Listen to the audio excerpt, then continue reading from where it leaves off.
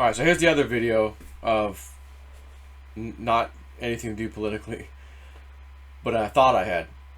So I got my kids. We had an HTC Vive virtual reality set. I've had this thing for a few years. They upgrade. There was a new one that came out that was like better clarity, whatever. I ended up upgrading, but it's got these sensors that sit in two corners. And my right hand quit working. The sensor thing. Well, my left hand it will work for an hour. It quit. Problem. And they're like, well, what about the new ones? I go, well, let me look online. They got the Oculus 2 that's out now. What's the full name? Oculus 2. Oculus Quest 2. That's the one. That's the most recent one. You can get one that has a small amount of memory built into the headset or a larger amount, I think, for storing video games, installing games on there. It's basically a headset with no wires. The HTC Vive had wires that hooked directly to the computer and all this. It's just, again, it was one of the first ones that ever came out. And now you don't need any of it. The headset comes on, like here's a screenshot, just to give you an idea. You don't have to plug anything into anything. It's all right here. And you can actually cast the video to a smart TV or your phone, especially your phone, with the Oculus app on there, and actually watch live what the person who's playing, is doing. In case you had friends or someone watching, or if you had an iPad, you could do the same thing, put the app on there, and then you can stream to that. So that the person, your friends can watch you, or you can watch them when you're playing. $300, pretty much. I thought there was a couple of models that one had not as much RAM. Yeah, this is it. So 128 gigabytes of RAM, 256 for so it's another $100. And I'm one of those people that, if I'm doing something, I'm gonna do it right. I don't want to do it half-ass. Oh, Daddy, we're running out of space. Well, okay, you're gonna have to delete some stuff. Yeah, but we like playing those games. We don't want to delete them. I'm getting the 256 gig one done. Okay, so I didn't realize there's multiplayer games. It is moving. It's exercise. Like my daughter Emily, she can get on that thing and play Beat Saber. Where you have to hit these things in order. Like incredible, and very much cardio, really good. And pretty much everything you do, you're moving and doing something. So I thoroughly enjoy this system and letting my kids play with it, because they're not just sitting there staring at something or playing on a laptop. You have to do stuff. So I ended up getting two of them, and I thought, well, two of us could play at the same time. Some of the games are multiplayer, and whatever. So I got two of them, and they were playing with the one for the most part, and I was like, well, let me set the other one up. So I set the other one up just a couple days ago, and it's been sitting here for a while. I haven't used it. We got it before Christmas, so I'm playing this Vader something or another, as in Darth Vader. And there's three. It's a series, 1, 2, and 3. They're not. Each one's not real long, but combined 1, 2, and 3, there it makes a good, decent sized game, and it's fun. You're using the Force with the controller to move stuff, and you got your lightsaber or your gun. Like it was really cool. And it worked great. No sensor nonsense, nothing. It just worked really good. I was very impressed with this system, and it was fun. And I got my own little workout, and I'm like, man, this is kind of cool. This is a good idea. I'm enjoying myself, and I'm getting a nice little workout. This is pretty sweet. So I then got, the game ended. You fight Darth Vader at the end, and then the game ended. I go, well, man, I wonder if there's any more Star Wars. Well, there is one. Another Star Wars something or another. Different set, but it's a lot bigger of a game, bigger download, and there's a bigger storyline, and you're doing similar stuff again. So I'm like, oh, this is cool. So I'm playing that. I've been playing that one the last couple of days, getting my little workout on. And it's great. It's fun. But as part of me walking through some of the areas, in the system, I'm looking around like, wow, this is cool. Just looking around at this, futuristic world, some other planet, and the scenery that they created. And all the stuff you can pick up, and you're doing stuff on your arm, and like different buttons do stuff, and it's cool. And I'm telling myself, oh my God, when you go to that mountain, and you find your treasure, and or other artifacts and things that were left behind,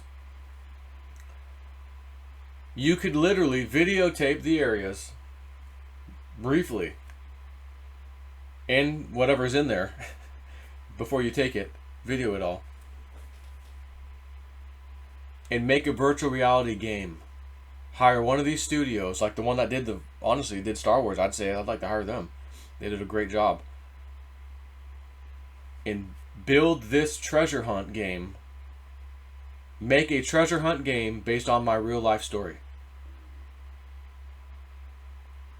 And the spirit thing that it presented itself to me on the mountain, and the Indian people, and the Indian lady that we met with the crystal that gave me dreams about stuff, and that would be one hell of an experience. Because I know I've told the story on JC's channel. We told a lot of the story, minus the spirit thing that happened to me and Evelyn. Not spiritual, spirit thing. But, you know, I'm just thinking, if I heard someone tell me this would be incredible. And you guys still haven't even found anything yet. You haven't even gotten in yet. No, correct. We haven't even gotten into a hole yet. And it's already fascinating. So it's like, all it takes is video. I send the video to these people and they game design it. Oh, that's what that looks like. Yeah, we'll make that look like a cliffside like that. Yeah, they'll have my video paused. Yep. I'll code it over here. Yep. Okay, yep. That big crack in the wall, you guys. Yep, there's that. Yep. Oh, and then you found the big certain stone underneath there. Yep. That was very telling. Had some information on it for you when you uncovered it. Yep, it's right there. That was right there. There's the video of it. Boom. So you could literally go on a treasure hunt that's, you know, guided to an extent, just like the Star Wars thing is. Like, you're in an open environment, but it's like, yeah, where am I supposed to go? And you press a little button and it's like, the waypoint's like, yeah, you're supposed to go that way. Okay, let me head that way. You know, where it kind of nudges you along. And you could do I could build a game of literally a real life treasure hunt. And then when people go into the game, they're just gonna think this is an incredible looking thing, and blah blah blah. This is awesome. You know, we went and found the treasure. We completed the quest. You know, and then you go and help the Indians with the money, and you get them out of poverty, and you help build. Then all of a sudden you're doing virtual reality at their, you know, the Navajo Nation land, tribal lands. We're gonna build a spiritual facility here. We're gonna build an indoor gardening center for you guys. So you have to go over there with your VR, plant a seed in this pot. Hook up the PVC pipe, the 1-inch PVC pipe over here. You know, make sure you use your glue and the purple stuff. The what's that stuff called? The primer. You know, like, and you're literally playing a game with a bunch of different things to it that you're gonna learn. Oh, I didn't know you really do PVC like that. I didn't really know this. I didn't really know you can actually solder and sweat some pipe too. Yeah, like. In the Star Wars game, I've got this tool belt thing where I've got a little blowtorch, and I have to cut open these things in the game. And I have to undo these screws with this same little tool. It's like a multi-tool.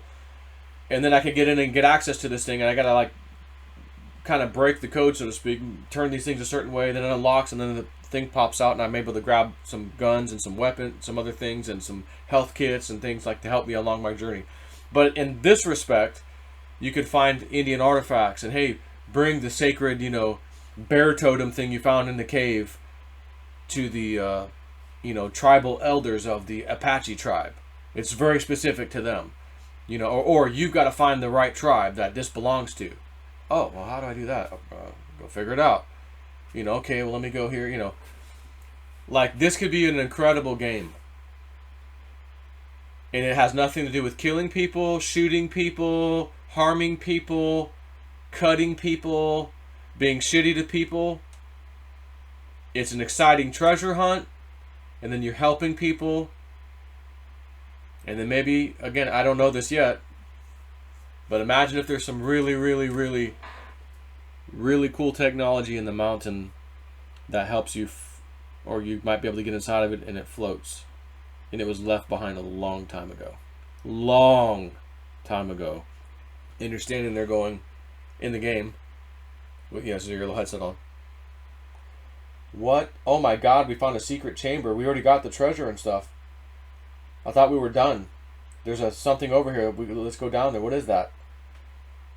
Oh my god, a flying saucer?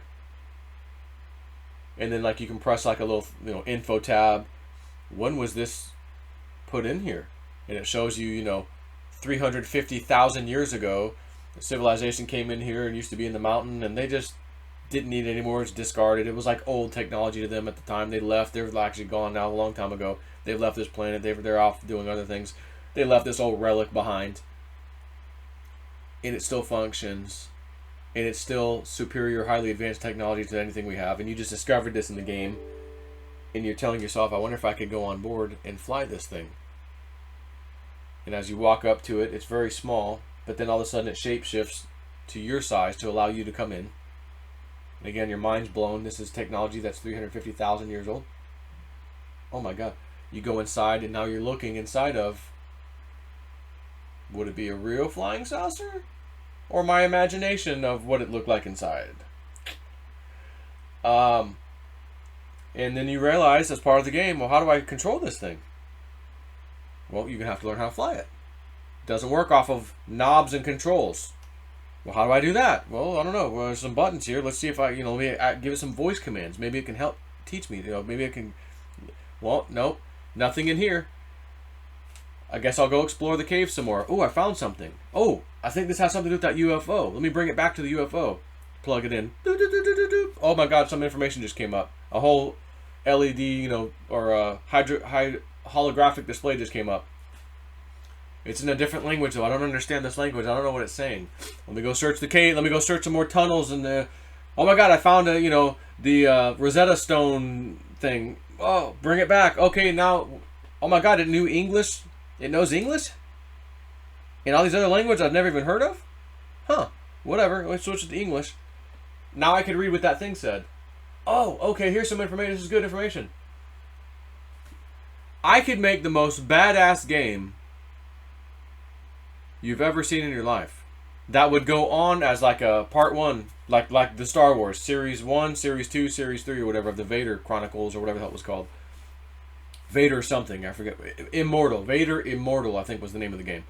And then there's a Star Wars something or another that was separate by itself. And I'm just thinking, as I'm playing the game, and literally this hit me yesterday. I was playing it. I'm telling you, I'm thoroughly enjoying myself playing this. I'm exploring. I'm doing stuff. I'm climbing stuff. I'm doing, saving the droid. I saved C3PO, R2D2. I just grabbed him. I got my boys with me now. We're moving on, and I had to call it a night. My legs were getting tired. Our arms were getting tired. I'm like, all right, I've been playing this thing for too long. Let me let it charge and call it a night.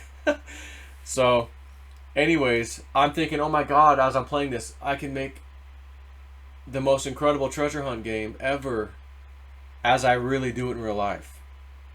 And by the time of the next, I'm thinking, few years, maybe I will discover some of these things I just mentioned, including a floaty device. Would be cool.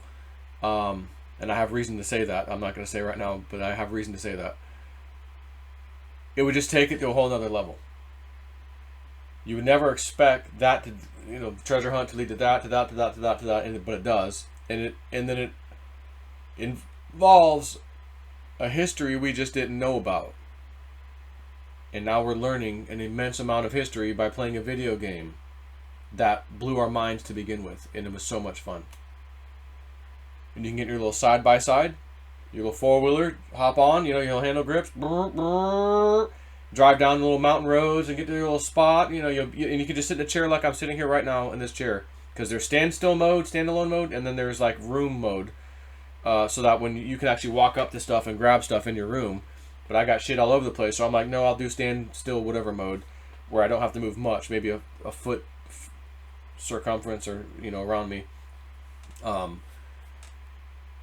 that's it. So but you could sit in a chair too. Like I could sit in this chair right here and play the game if I really wanted to, and just use my hands, So think about it. You sit in a chair. You're in a four-wheeler. Let's go up the mountain road. Let's go explore this site. We got a treasure map that gave it, or we.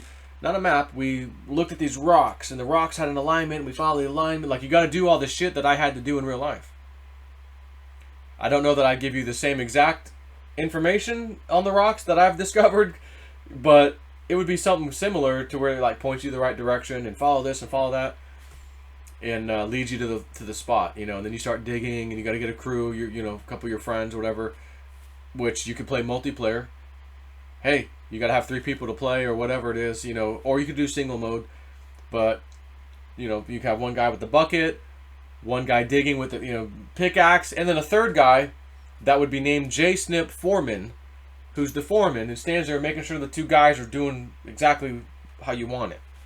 You got the shovel, pick, you got the bucket, all right, I'm the supervisor. And that guy's name is J. Snip Foreman. Trademarked by Dave.